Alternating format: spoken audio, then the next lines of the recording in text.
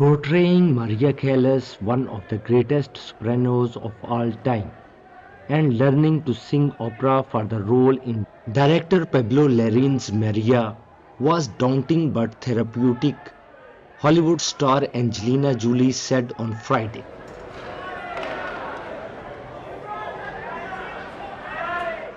Maria chronicles Callas's final days in Paris when she was addicted to anti-anxiety drugs. It recalls the high and low notes of her tumultuous past when she wowed audiences around the world with her astonishing voice. I at first was of course very nervous to play her, Jolie said as she walked the red carpet for the London Film Festival premiere of Maria Friday evening. I at first was of course very nervous to play her, but I think that's one of the reasons as an actor you take on a role, because it's not often that you are scared. I've done many things in my life and I don't often get, this was such a large challenge and I was nervous that I couldn't do it, and I felt very grateful as an artist that I had an opportunity to do something that scared me and that I was going to have to work so hard for.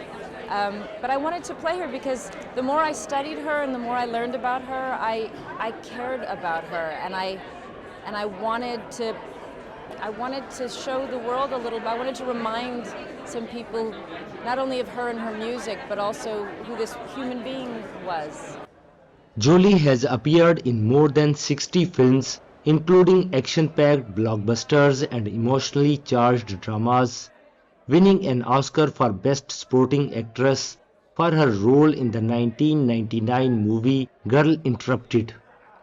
She had told Larrain that she could sing, but then realized she needed to reach a whole different level, taking 7 months out to train for the role. It was a rediscovery of finding my voice, Jolie said. You know, I think for most people, and maybe especially women, I think to get to a point in your life where you really try to know your voice and make sure you...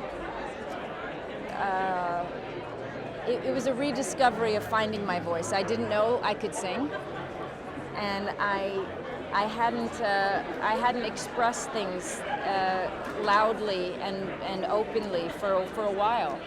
So it was quite therapeutic, and it's something that I think is important for many people to make sure they haven't lost their voice at different times in their life, and to try to find it one way or another.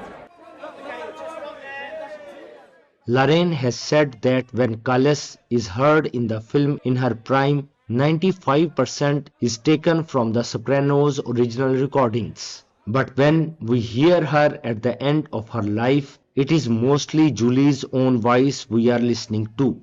Pablo, you left me! Pablo, you left me! Thank you! Jolie, Larrain and the film's screenwriter Stephen Knight said they wanted to show Callas's human side with the movie. Yeah, I mean, I wanted to tell the story of the greatest voice of the century, which she was, and the story of the human being who created that voice. And being female, she was judged on everything, like looks, life, relationships, hair, voice, everything. So she was always being judged. What I wanted to do was to like land in a plane, really, that in the final days of her life, she decides the only judgment that matters is her own judgment of herself. And that's not giving anything away, but I hope it's a very, you would say it's a tragic life, but I think it's a happy ending. I don't know, I mean, I suppose she didn't know any different, I didn't know any different, it's just a part of, but you try to just do your work, and I think, there are people that would want to focus on the gossip about her, but then there are the people that focus on the work, and so I think her work is stronger. This movie, it's of course about a singer, but it's beyond a singer, said Larrain.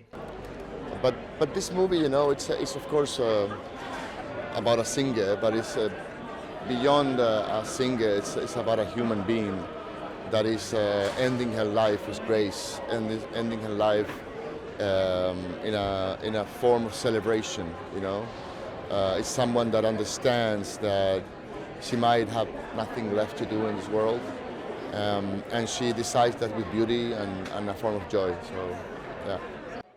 Larrain's previous movies include Jackie and Spencer, biopics about Jackie Kennedy and Princess Diana, other strong women who left their mark on history. Callas was one of the biggest stars of her day, but lived her last years in isolation, deserted by her great voice and her lover Aristotle. She died in 1977, aged just 53.